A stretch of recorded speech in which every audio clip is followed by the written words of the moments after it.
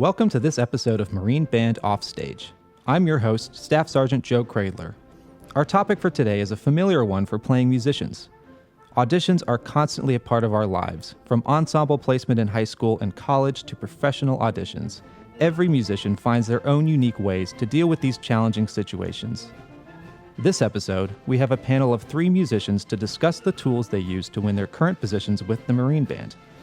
We hope sharing their stories will help musicians of all types to overcome the pressure of performing for a committee behind the curtain. I'm Staff Sergeant Tim Huizinga, and I play the French horn. I'm Staff Sergeant Sarah Matayoshi, and I play the violin. And I'm Gunnery Sergeant Patrick Morgan, Principal Clarinet. A musician's first audition can seem daunting. The nerves and fear of the unknown can be overwhelming and discouraging, but they are a vital part of our journeys as musicians. The first audition that I ever took, which is actually kind of funny when I think back on it, it was the summer after my freshman year at Indiana, so I was 18 or 19 years old, and there was an opening in the Chicago Symphony, and I was living at home with my parents for the summer, and it was free and convenient, and I just sort of decided on my own, I kind of want to see what it's like to try to work up a professional audition list. I wasn't delusional in thinking that I had any chance of actually winning the job, but I decided to take that audition, and it actually was a really good experience. I took a lesson with one of the horn players in the section beforehand, and he recognized my playing during the audition and actually gave me some really great feedback afterwards that was very encouraging, and he told me, I had a lot of potential. So it was actually a really good experience for a first audition. My first audition was with the Buffalo Philharmonic.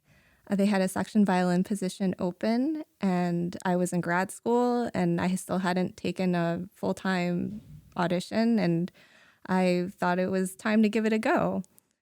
To my own surprise, I made it to finals of that audition, and I had gone to it not really expecting to advance. Actually, after the first round, I remember thinking that there's no way I was going to advance. I was going to be cut. So when they called my number, I was very excited.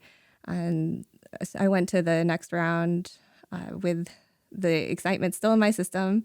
And then when I went to the finals, my brain all of a sudden thought, oh, I could actually win this, huh? And then my brain started playing tricks on me, and I experienced what we call performance anxiety for that round. But it was still, because I had advanced, it gave me a lot of confidence to keep going, and I learned a lot. We'll talk about this more soon, but I learned a lot on my path of audition experience. There is a recurring debate among musicians on whether or not you should record your live audition. Is it beneficial or a hindrance?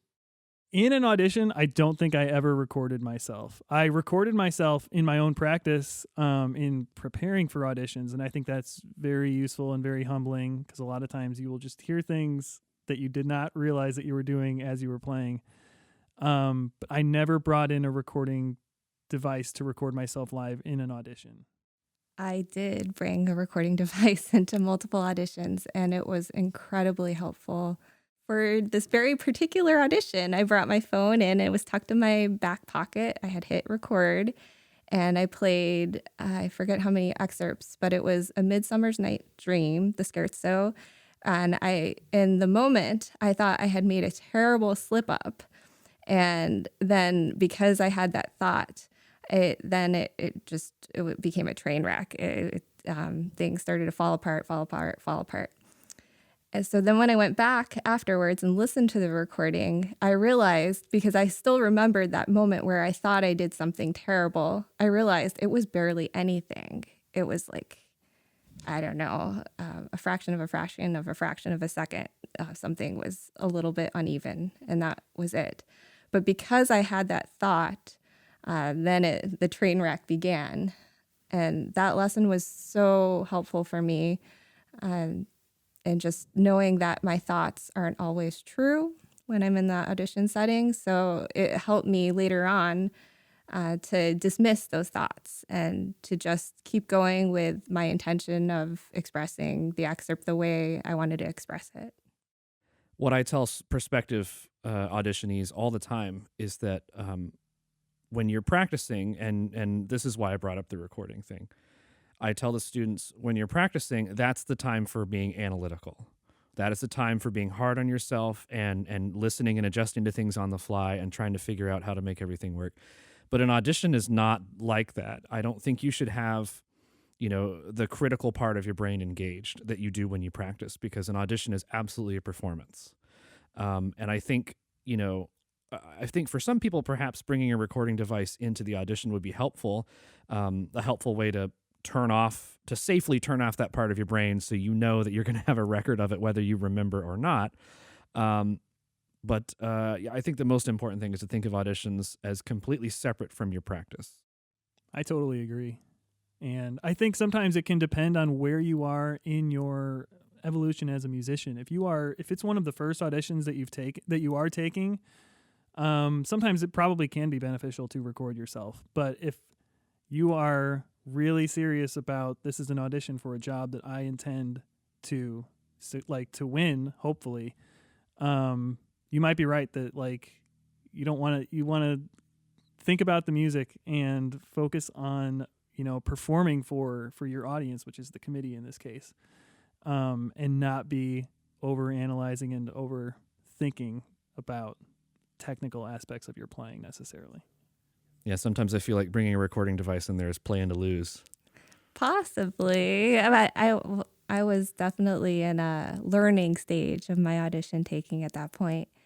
For my audition preparation, I really needed to practice performing. That was really important for me, especially something like 2 weeks leading up to the audition. I tried to play for someone every day, whether it was a spouse, a neighbor, a friend, anyone I could get to listen to me. And it was actually really helpful to play for all kinds of people who had musical knowledge, people who didn't have any musical knowledge, because I had to convey a story to whoever it was I was playing for. So in some ways, it was actually more helpful to play for people who had no context for the excerpts, because I had to convince them that this music, well, I didn't have to, but it was my mission to express the excerpts in a way that could touch anyone. That's really interesting. And I think I also had a similar method. That was always, I could talk more about my preparation from beginning to end, but the last part of the preparation, once I, I really knew how I wanted each excerpt to sound, then the last part of the process was literally just practicing performing, because it's relatively easy to sound good and feel good about how you sound in the practice room playing the excerpts, but that's very different than walking into a silent room, sitting in a chair, and playing the excerpts the way you want them to sound the first time. And that is something that I also did every single day for whoever I could get to listen. And sometimes if, I couldn't find someone to listen, I would just put a recorder on a stand. Or sometimes you can even just put an inanimate object across the room and be like, that's the committee. Just having that visual of this is a real performance and that's the person or the thing or the recording device that's listening to me makes it real. And literally going through those motions of practicing performing makes it so that hopefully by the time you get to the actual audition, it's just another day. It's like your routine. I'm going to do this. I'm going to eat the same breakfast and get up at the same time and do the same warm up and perform these excerpts the same way that I've done every day in the days and weeks, leading up to the audition. And for me, just to add, that's completely true for me too. And the other thing I would add to that is, so on the day of, and you basically already said this, but I had to remind myself of it, is that I don't have to do anything extra. I can just do what I've been doing. And I think before I had that understanding in audition settings, I always thought I had to do more in the performance. And I think that was really hindering my audition experience. And when I was able to let go of that and just go in and say, okay, I can just be me. I can continue to do what I've been doing. That was very freeing. Yeah, absolutely. And focusing on the things that you can control, and even things to like where am I going to stay? How am I going to get to the audition? What time am I going to leave? What am I going to wear? What am I going to eat? like all of those little details that can creep into the back of your mind when it's the day of an audition and you're like, did I set myself up for success? Like make all those decisions ahead of time, commit to them, and then it just gives you that much more confidence in like, okay, I've done what I need to do to play my best. And if I can play my best, then it's up to the committee whether or not I'm a good fit for them. It's like if I set myself up to perform the way that I know how to play, then it's up to them whether or not I'm a good fit for this organization. No two ensembles are alike, and musicians can sometimes be tempted into emulating that ensemble style. Could this improve our favor with the panel, or should we play true to our own style? That is a very good question, Joe. And I know many horn players who will think about the specific sound concept or the type of equipment, the type of instruments that a section plays on.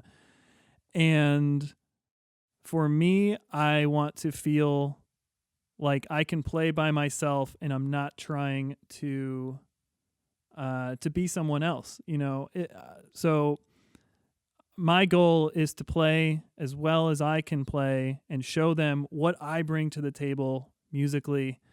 And then if it's not a good fit, then I can go home and sleep at night and know that I still believe in what I'm doing in my preparation and in my own playing.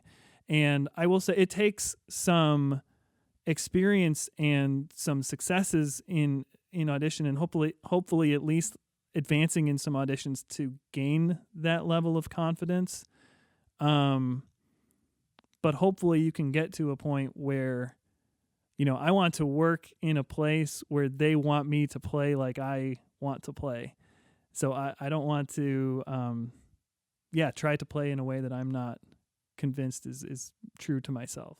It's doing your best as opposed to doing your thing. You're thinking about what someone else is best for you vis-a-vis something. Like it's too complicated. And in addition to that, like you mentioned, Tim, if you do win that job, that's how they expect you to play. If it's wildly different from what you were used to doing, it's not going to work out well. That doesn't work for me. I need to play the way that I feel most comfortable, the way that I feel I can best bring the music to life. I can't copy what I think someone will like.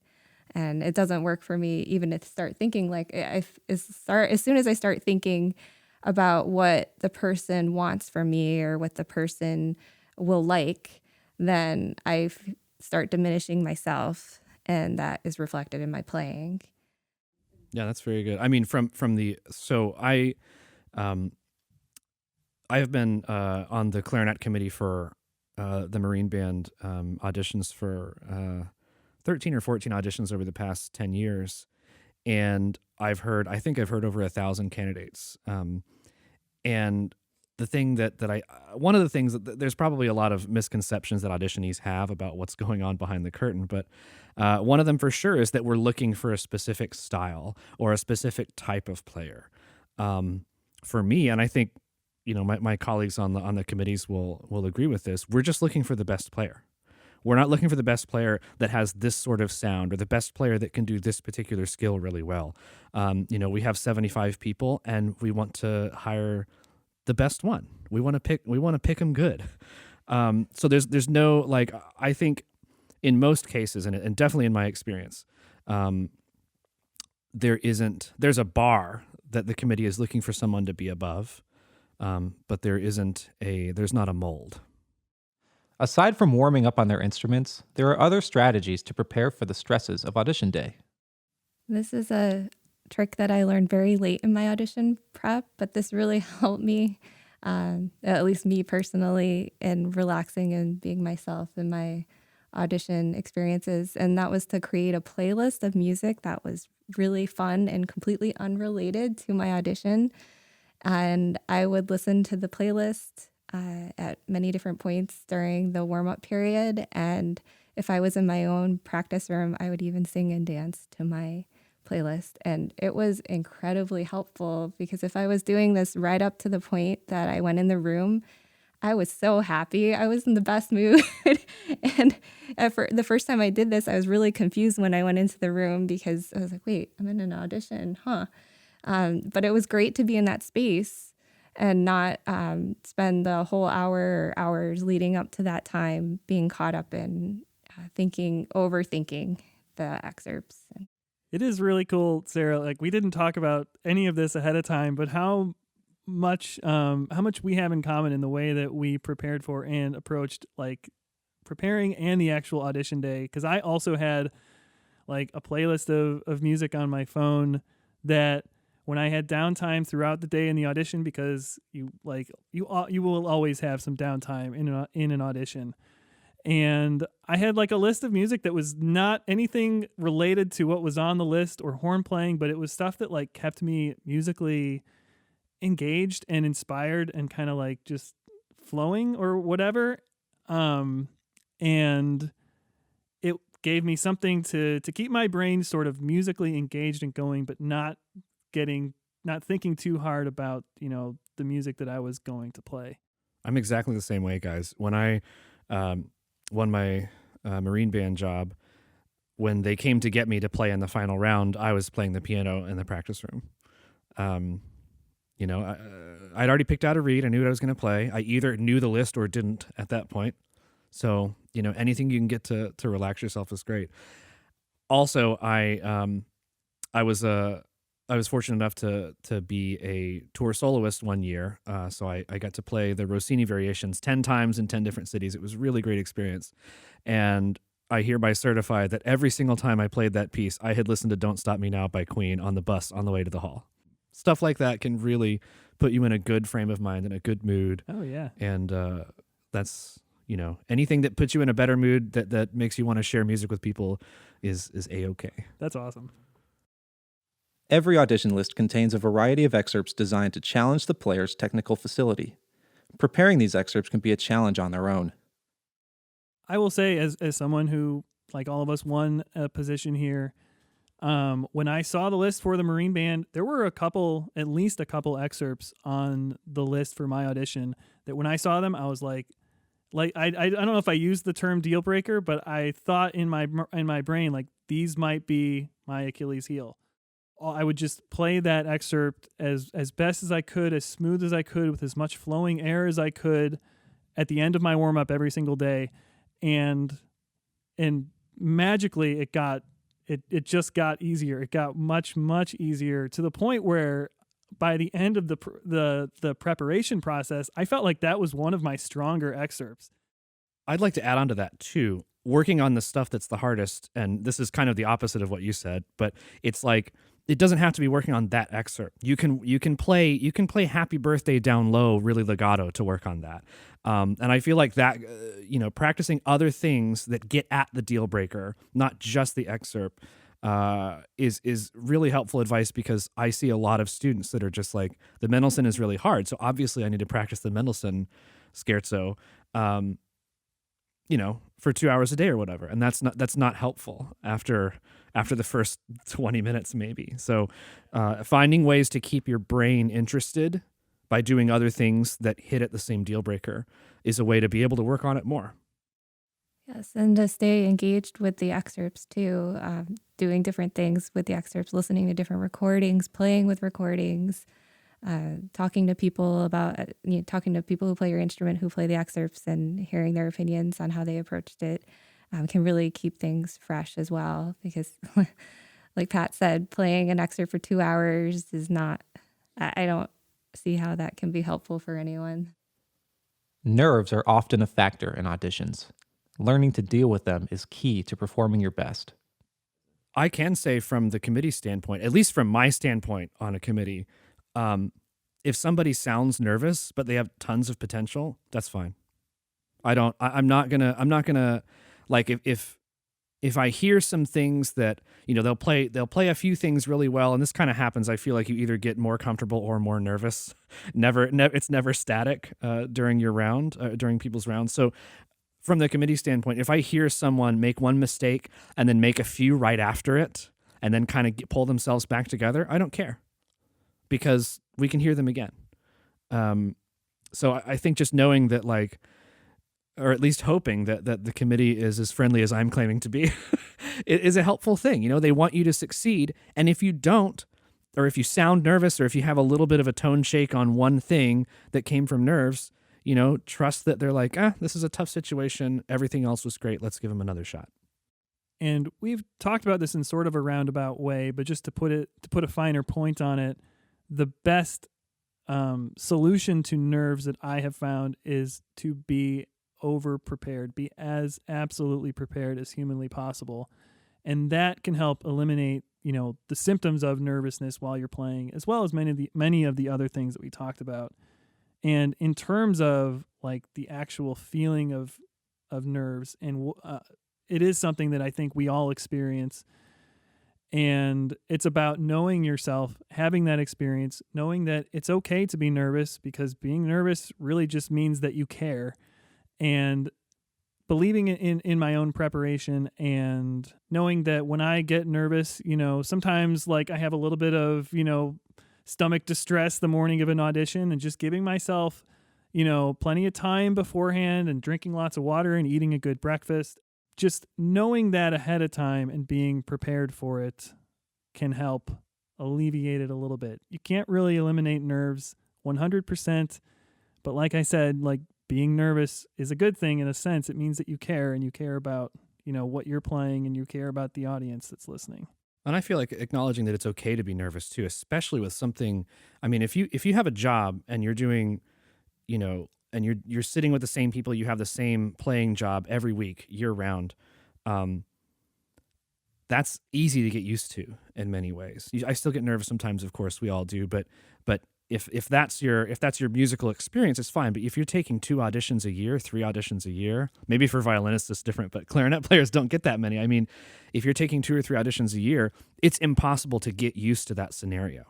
So as many different musical scenarios you can put yourself in, chamber music especially is most like auditioning, I think, in terms of how it feels. I feel so comfortable in a large ensemble, but it feels a little bit different in a different scenario that you're not as used to. So just being comfortable with the fact that it's okay to be nervous. Everybody else is too. Nobody's really experienced in auditions, because even if you've taken 30, that's been over the course of so many years, because there aren't that many. So it's okay. Yeah, I did a lot of, just to add to that, I think those are all really great points. I also did a lot of mind-body practices in my audition preparation. I studied Alexander technique and yoga and meditation, and those all helped.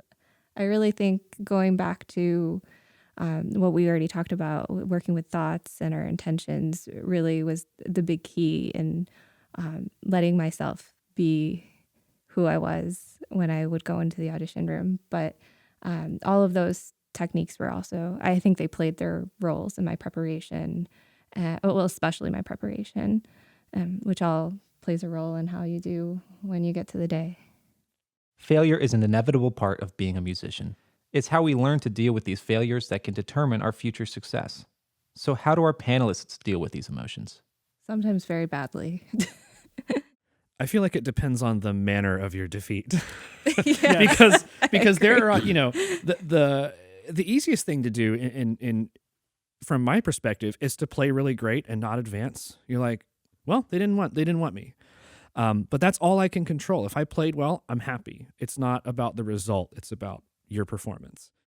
Yeah, I definitely think it matters the way that you didn't advance in the audition. If you feel like, and I was just kind of like looking back through this, I printed off the log of auditions that I kept when I was taking auditions, and many of them, in terms of why I did not advance, are very simple. It's like I wasn't prepared enough, or I just missed a note that you just can't miss in the first round of an audition, and sometimes that happens. But then most of the time, when I felt good about my preparation and how I played in the audition, I usually those were the auditions in which I advanced. So it sounds like you're able, like, one of the preparation things is being honest with yourself. And whether you can do that through a recording device or through taking notes, you know, being honest about, like, did I really play well? Or, you know, And also acknowledging, I don't mean to step on your toes, but acknowledging that like sometimes you don't know. I've had experiences on both ends where I've played well, or I thought I played well. There's one audition I can think of in particular where I was in the finals and I thought I had played well and they did not pick me, and I was a disaster after that. And then I've had the experience where I haven't advanced. I had a string of auditions where I didn't advance at all. They were kind of all in a row. And I was devastated after each one of them. And I also did not feel like I could bring my best to any of those auditions. I was just in a funk, mostly mentally, where I had not figured out how to work with my mind yet in the audition setting. And it was really demoralizing. And I wish I had not used that as a reflection of myself as a musician. But at the time, I think part of the reason why I took it so hard was because I was thinking that this was a reflection of who I am and who I am as a musician. And really, it was just a stage in my audition development that I had to go through in order to learn.